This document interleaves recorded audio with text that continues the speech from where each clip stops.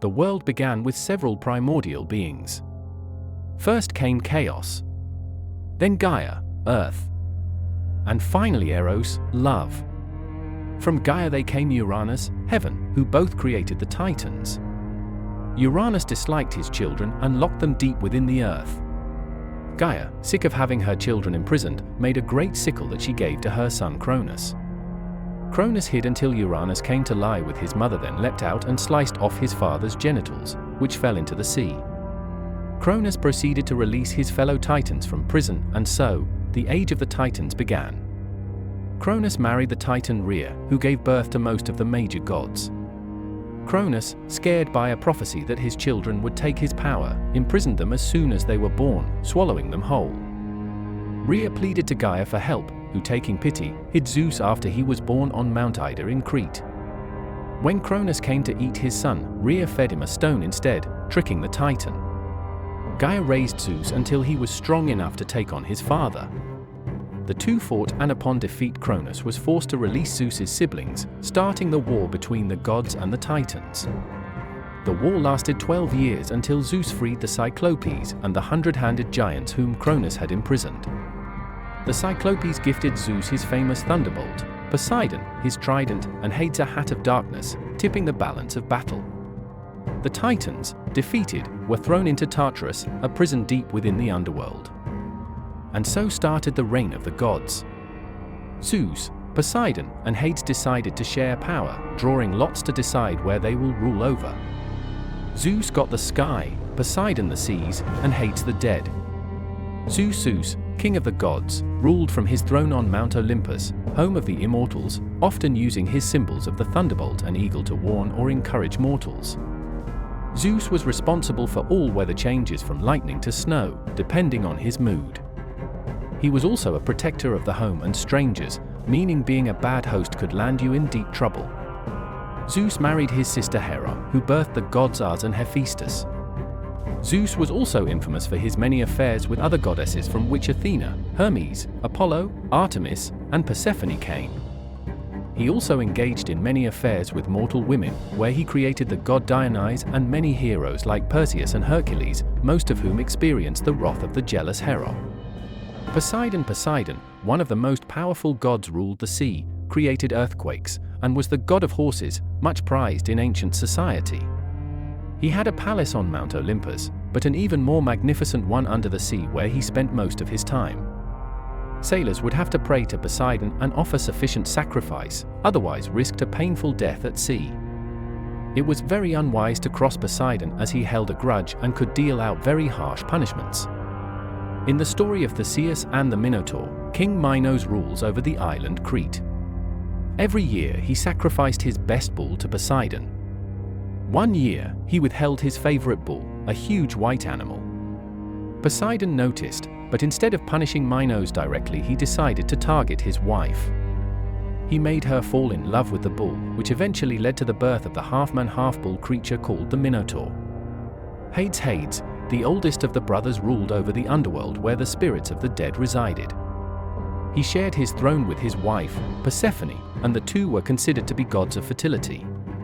The underworld had several guardians and trials, making it difficult for the dead and near impossible for the living to enter. The gates they passed the deadly river Styx. The only way to enter was to get passage from the ferryman, Charon. Charon required payment, and this is the reason why Greek burials included placing coins on the eyes of the deceased. If the soul could not afford to enter, then they were fated to wait on the shores of the Styx forever. Past Charon lay Cerberus, the fabled three-headed dog who guards the gates of the underworld.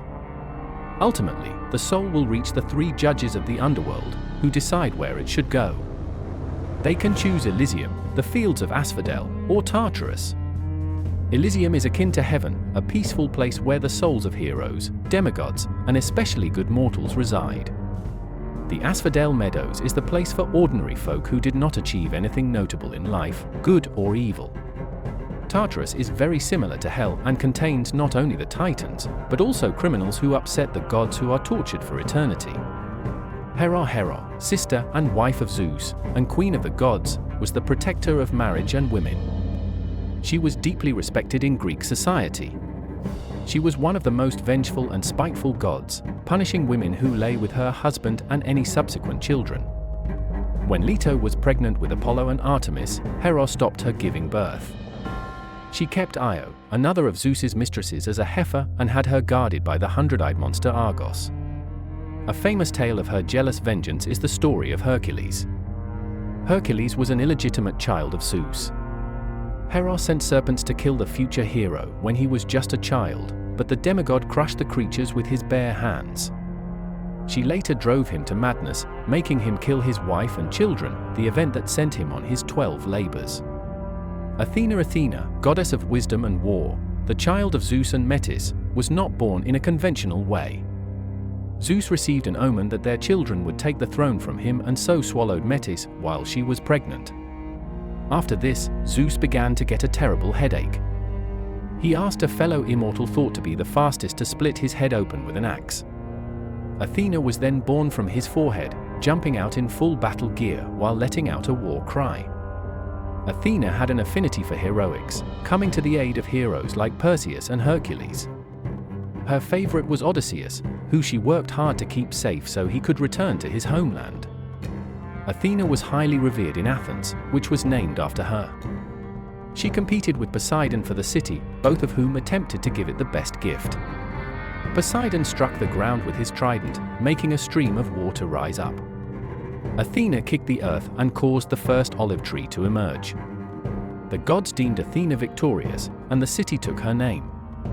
Athena was also one of the sacred virgin goddesses, and so in her honor the temple built on the Acropolis in Athens was named the Parthenon, which comes from Parthenos, meaning the virgin. Ars was the bloodthirsty and cruel god of war. Neither god nor mortal particularly liked Ars.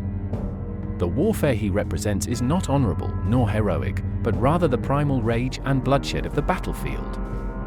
Ars had a relationship with the goddess Aphrodite, who was married to the god Hephaestus. The two would sleep together whenever her husband was away. When Hephaestus found out, he made an invisible net and hung it over his bed and told his wife he was going away.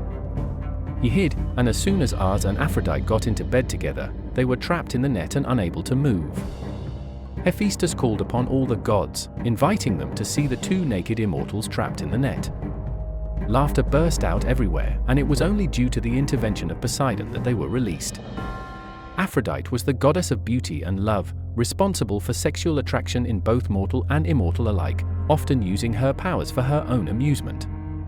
Accounts of her birth vary, with her either being born from the genitals of Uranus or as another illegitimate child of Zeus. Aphrodite had a pivotal role in the Trojan War when Prince Paris of Troy was tasked with giving an apple to the fairest goddess. Hera, Athena, or Aphrodite, each promising him something different in return. Paris chose Aphrodite, who promised him the most beautiful woman in the world, Helen. Helen was married to the king of Sparta, Menelaus. Aphrodite put Helen under a spell when Paris came to visit Sparta, making her run away with him.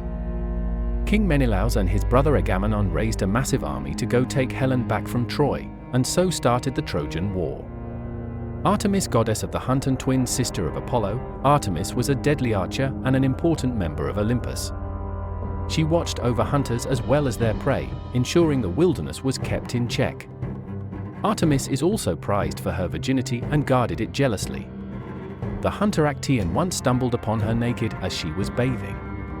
Artemis proceeded to change the man into a deer and set his 50 hunting dogs upon him, giving him a painful death for his mistake.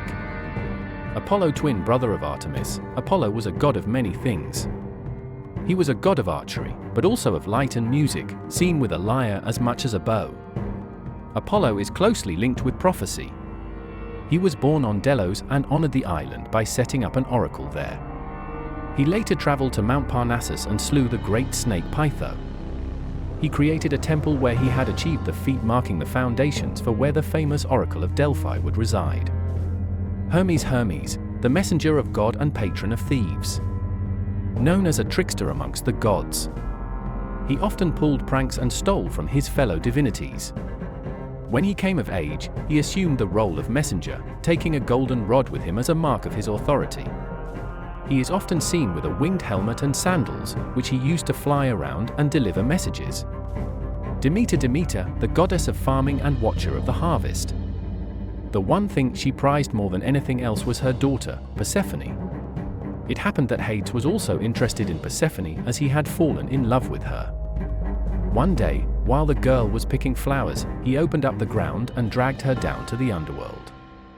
Demeter was distraught when she found out and searched for her daughter for 9 days and nights, until the sun god Helios revealed her captor's identity.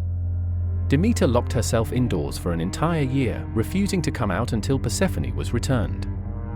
Without the goddess of farming, the world went into famine. In order to save the world, Zeus ordered Hades to release Persephone. Hades had fed the girl the food of the dead, a pomegranate, meaning that she was bound to him. After much discussion, Zeus decided that Hades could have Persephone for 3 months of the year, and Demeter could have her for the other 9 months.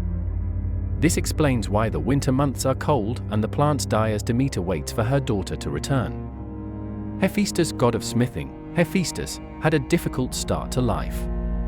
He was born lame, and so his mother Hera decided to throw him off Olympus into the sea to drown. He later returned Tohei, home of the gods, and was given Aphrodite as wife by Hera to reconcile with him. He was a great inventor and fashioned many of the palaces on Olympus. He also fashioned the equipment of many heroes such as Achilles, who he created armor and a magnificent shield for.